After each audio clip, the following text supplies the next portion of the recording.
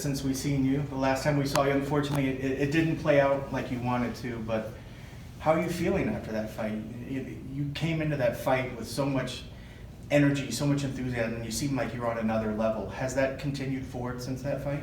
Yes, I've been training nonstop since that fight. I was very disappointed it didn't go my way. I thought it was really close, but I sat down with my coaches and trainers and discussed what I needed to do. I needed to get stronger. I needed to better my wrestling so I could get it to the ground and jiu-jitsu her. That's my goal, but really I want to win it any way I can. So I've been training nonstop these past 7 months, and I'm really excited to show her and myself and everybody what I can do. And it seemed going in there that your striking seemed on another level than when we saw. So I assume that that's continued as well. I mean, how are you feeling on the striking? It sounds like your jiu-jitsu is always going to be there, but it seems like, is striking still a major focus as well that you've been trying to improve upon? Yes, my striking has leveled up. Now, I don't think I'll become a K1 champion anytime soon, but I'd like to show that I've improved by my standards. Well, let's jump over to your opponent. When you look at Barb, a legend in her own right, but break her down for us. Where is she dangerous, and what sort of things are you expecting coming into the cage? One reason I'm so excited about fighting Barb is that she's great everywhere. She's very well-rounded. Her striking's good, her wrestling's good, her ground game is good, so I'm pretty much thinking, what's she gonna do here? Well, what would I do here? She'll probably do the right thing, so I can just, see her as, my rival, this epic challenge for me, So I know that, I sat down with my coach, John Wood, and I can see she has some tendencies, so, I have a kind of game plan that I just have to be aware of things she does, and just, I win my fights when I do me, and I focus on what I want to do, so I shall proceed and execute the plan. How long has Barb kind of been on your radar as a fighter? Because you guys have both been doing this for a little bit now. I've been wanting to rematch Barb for about 7 years now. That's right. Ever since she beat me with the rear naked choke. So, a long time, and she was the Invicta champion, so she's always been a goal of mine. So you'd see her in Invicta events and be like, I want that rematch, kind of give her a little side eye. She kind of disappeared for a few years, she did, so I really haven't seen her around, but I've been on the lookout. Did you guys build any sort of relationship in the house together during the show?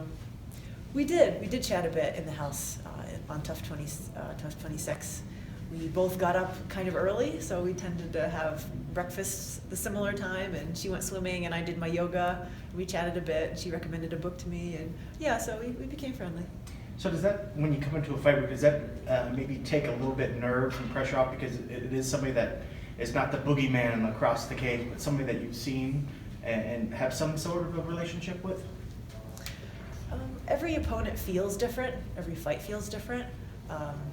The only person in my whole fighting career who's ever tried to evil eye me was Vanessa Porto, when years ago, and I think it was Fatal Femme Fighting, she looked at me and was like, the belt or something, but I'm pretty much friendly with everybody, so I never really feel anything like that. I can't imagine anybody really trying to mean bug you. You're always there smiling. It's impossible. How did your book come about? Which book? The inspirational that I see on Twitter. Okay. I wrote 2 books. One is about my memoirs, living in Japan, and another one is a book, Mental Training by the Happy Warrior, How to Be Positive. And I've gotten a lot of questions from fans about, how do you stay so positive? And I thought, well, my mom raised me to think positively, and I have various techniques that I use. So I composed a book with 10 chapters, and each chapter is a mental technique that I use to change my way of thinking about a negative situation to see it positively. And then I wrote maybe 5 or 6 scenarios in the workbook so that the reader has to think of how they would be more positive in that situation to train their minds.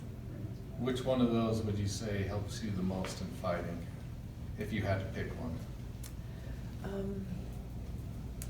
Probably see the silver lining, and also something else my coach John Wood says is replace the negative thoughts. So pretty much we can never stop ourselves from thinking something. If you say, don't think about that, you can't, So when it comes in, you have to replace that thought with something else. So, am I ready? Of course I'm ready. Am I gonna get tired? You're not gonna get tired because blah, blah, blah. So that sort of thing. So you always replace these negative thoughts with positive thoughts, and that's helped me a lot in my fighting career ever since I joined Syndicate. What's more difficult, the writing of the book or being in the octagon? Walking to the cage and stepping in there is actually waiting for my turn is the most difficult and nerve-wracking thing. So once I get in there, I'm good to go. But like waiting, oh, is it my turn yet? That's nerve-wracking. What do you do while you're waiting? Are you watching the fights? Are you reading? Are you meditating? What do you do while you're waiting to keep yourself upbeat and ready for the fight? I cycle. I cycle through pacing, listening to music, watching the fights, then I go back, I relax, I chat with my coaches, then I pace around some more, then I listen to Rob Zombie, then I watch some fights. So I cycle through those things. How does somebody waiting for their next fight not let their adrenaline get up and, so they don't before they get out to the cage? Is that ever a concern as a fighter? Pretty much I use the mental process to, replace my negative thoughts and always think positively. And when I start getting too excited, I pace around or I talk to my coaches or I try to just be very aware of how my mind works so that I can control my thoughts. Nicco's kind of taking a beating publicly because she hasn't defended the title yet, and Shevchenko's been kind of knocking on that door. How do you feel about that whole situation? Do you think, are you surprised that she hasn't defended it yet?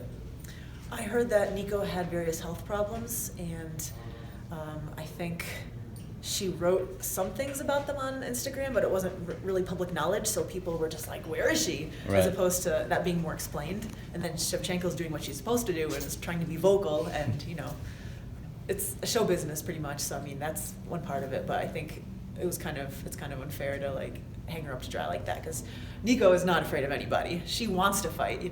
All of us top 26 fighters have been waiting 7 months to fight, so I'm glad the fight is finally set. But yeah, she deserves to take a little break and heal her injuries. Would you have wanted to fight sooner, or is this the appropriate time, about 8 months since your last fight? I definitely wanted to fight sooner. Honestly, I was asking the UFC in January, when can I fight next? And I was trying to keep my weight low and be ready. So it's been a pretty long fight camp, just because I finally learned maybe in April when I was fighting. So I wanted to fight sooner. But I'm very happy and grateful to be in the UFC at all, and I'm happy to have a contract. So whenever they want to give me a fight, it's fine.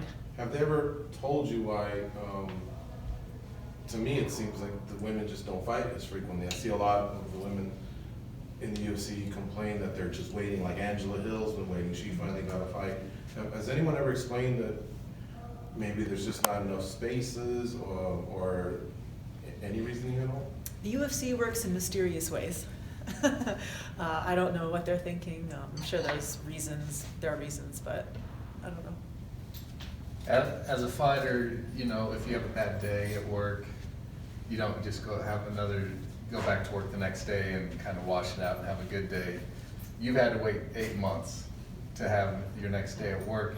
How does that cloud hang over you, or is there another way that you kind of wash that out and reset before this, as a fighter? Well, I get really bummed out and depressed if I don't have a plan of action, if I don't know how to get better, or I don't know what I'm doing. But once I decide, okay, I need to get stronger, so therefore I will execute this plan of conditioning. Or, oh, this sucks, so I need to get better, and then I start training and I make improvements in the gym. So then I can be excited about every day. I can wake up oh, I did this yesterday, and today I'm going to do this, and I can feel really positive about my training. So now, for example, I feel great, I feel stronger, I feel more skilled, and it's been a great journey. Does it outweigh the loss, the steps to get to this fight, or do you have to get that next fight and that next win to get over that? Or is it the process that gets you over that? I'm not sure, but I know that the way I look at fighting and my feelings about martial arts play into that a lot. I do martial arts for self-improvement and to prove to myself that I can do the techniques. So, recently I've been able to do a few techniques I've never been able to do despite training them. And so I just feel so accomplished and happy with myself that I feel it's really gratifying. So yes, I do need a win for sure, and that's a little stressful, but I enjoy the small victories as much as I can in training. What are some of those small techniques? That's a top secret. You'll have to see in the fight. I know for me, I apologize, I didn't know about the writing thing, but one last thing, I know that you teach kids a lot, is other avenues of books, say kids books or like fantasy, because you've always been a creative person and you do all the anime stuff. Have you ever, are there plans to do sci-fi writing, fantasy writing, kids writing, anything else in the future now that you're getting the process of being a writer down more?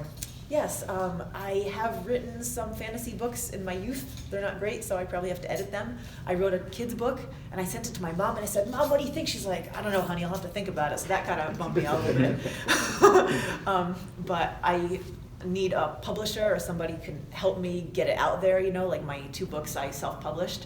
And they're getting, you know, fans' attention, but they're not big scale yet. They're not in, you know, stores, so I need a little guidance in that regard, but I'd love to I'm going to keep writing for sure. That's great. The MMA, sorry, one more. Last one. The one that has to do with positive thinking, the second book, have you been able to motivate any MMA fighters or anyone from the MMA community? Have they given you that feedback, that they read the book?